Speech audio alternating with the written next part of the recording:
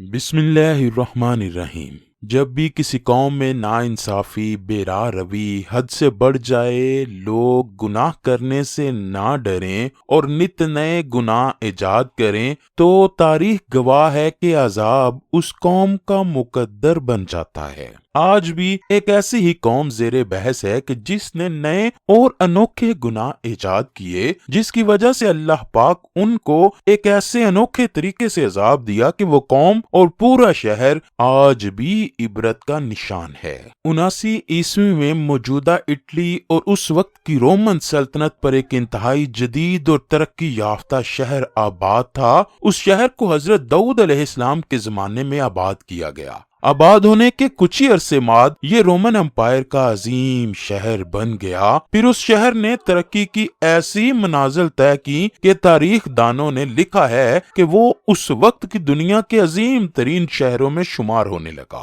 اس کی کل آبادی صرف 20,000 تھی۔ اپنے دور میں وہ دنیا کا انتہائی جدید ترین اور تہذیب یافتہ شہر تھا۔ اس شہر کی عمارتیں بہترین نقشوں اور پختہ اینٹوں کی حامل تھیں، جبکہ شہر کا نکاسی آب کا نظام بہترین تھا۔ وہ بہت خوبصورت شہر تھا اور شہر کے تقریباً تمام گھر ہی 2 منزلہ عمارتوں پر مشتمل تھے۔ سڑکیں پتھروں سے پختہ راستے بنا رکھے تھے۔ شہر میں محلات، تالاب، بازار، کوبہ خانے اور عشرت کدے موجود تھے۔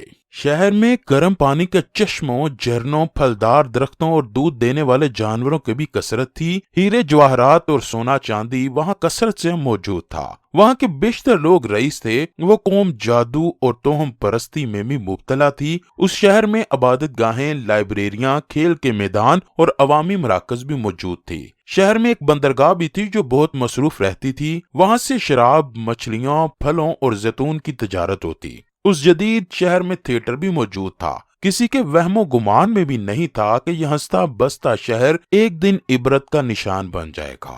آخر پھر ایسا کون سا گناہ تھا کہ اس شہر کا نام و نشان ہی اللہ پاک نے 2000 سال تک کے لیے مٹا دیا؟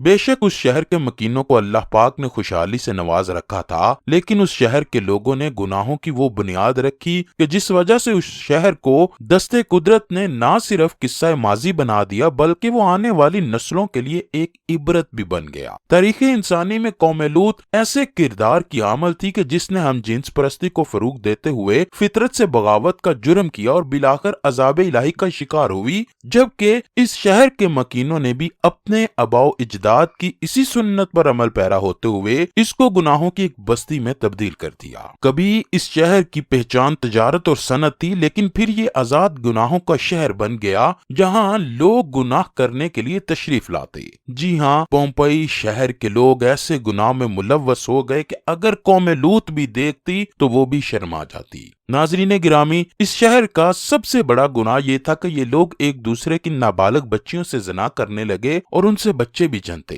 انہوں نے اپنی بیویوں کو چھوڑ دیا اور مزید کوئی شادی نہ کرتا، جس وجہ سے عورتوں میں یہ گناہ عام ہوا کہ وہ اپنی جنسی تسکین عورتوں سے پوری کرنے لگیں، یہاں تک کہ اس شہر کی عورتیں جانوروں سے بھی تسکین حاصل کرنے لگیں۔ وہ شہر سوئے ہوئے آتش فشاں کے اوپر آباد تھا۔ جب ان میں یہ گناہ عام ہوا تو پھر زلزلہ آیا، لیکن لوگ معمول کے مطابق کاموں میں لگے رہے۔ پھر دوبارہ زلزلہ آیا اور آتش فشاں پھٹ گیا، جس سے پومپئی شہر پر پتھر کی برسات ہونے لگی۔ ناظرین گرامی، ویسوس نامی اس پہاڑ سے لاوا اتنی مقدار میں نکلا کہ پورے شہر میں پھیل گیا۔ تاریخ دان حیران ہے کہ یہ سب اتنی جلدی میں ہوا کہ وہ لوگ اپنے مکانوں سے نکل بھی نہ پائے۔ آتش فشاں سے دھواں اور گیس نکلنے لگی اور پورے شہر میں پھیل گئی، جس سے لوگوں کے لیے سانس لینا دشوار ہوا۔ ساتھ ہی آتش فشاں کے دہانے لاوا اگلنا شروع کر دیا اور یہ شہر لاوے کی تہوں تلے دب گیا۔ لاوا کئی کلومیٹر تک پھیل گیا اور اس کی موٹائی 3 میٹر سے بھی زیادہ تھی۔ اس آتش فشاں کی اونچائی 1280 میٹر تھی۔ اس کی راکھ اور لاوا پومپئی سے دوسرے شہروں یعنی سٹابئی اور نیوسیرا تک پھیل گئی۔ صدیوں تک یہ شہر دنیا کی نظروں سے اوجھل رہا۔ پھر 1748 میں شہر حادثاتی طور پر تب ایجاد ہوا کہ جب ایک اٹلی کے کسان نے اس بنجر زمین پر پانی کی تلاش شروع کی۔ کنواں کھودتے وقت اسے کچھ نوادرات ملے جس پر اس نے فوراً آثار قدیمہ کو اطلاع دی اور پھر 2000 سال پہلے اس تباہ ہونے والے شہر کی کھدائی شروع ہوئی۔ کھدائی کرتے کرتے اٹلی کی آثار قدیمہ کے بہت سے لوگ مسلمان بھی ہوئے، جو مسلمان نہ ہوئے وہ ان لاشوں کو دیکھ کر ذہنی مریض بننے لگے۔ اس شہر کی کھدائی سے بہت سے نوادرات ملے جن میں ہیرے، موتی، مجسمے اور جادو میں استعمال ہونے والی اشیاء شامل تھیں، لیکن سب سے دہلا دینے والی چیز ان لوگوں کی لاشیں اور کھوپڑیاں تھیں جو راکھ، گیس اور لاوے کی وجہ سے اپنے ہی گھروں کے ملبے تلے دب گئی تھی۔ حیرانی کی بات تو یہ ہے کہ 22 فٹ کی کھدائی کے بعد کل 1200 لاشوں میں سے 420 لاشیں خواتین کی ایسی حالت میں ملی کہ وہ ایک دوسرے سے لپٹی ہوئی ہیں، اور یہ 420 پتھر کی لاشیں شہر کے سب سے بڑے ہال کے تہہ خانے سے ملی ہیں، اور یہ سب پتھر کی لاشیں ہیں، جس سے یہ ثابت ہوتا ہے کہ ان لوگوں نے شہر کے بیچوں بیچ عورتوں کے لیے ایک ہال بنا رکھا تھا جس میں عورتیں دوسری عورتوں سے جنسی تسکین حاصل کرتی تھیں۔ یہ شہر اب یونیسکو کے ثقافتی ورثے کا حصہ بن چکا ہے اور ہم سب کے لیے عبرت کا مقام ہے، خاص کر اہل یورپ کے لیے جو کہ آج کل پھر نت نئے گناہوں کو ایجاد کر رہے ہیں۔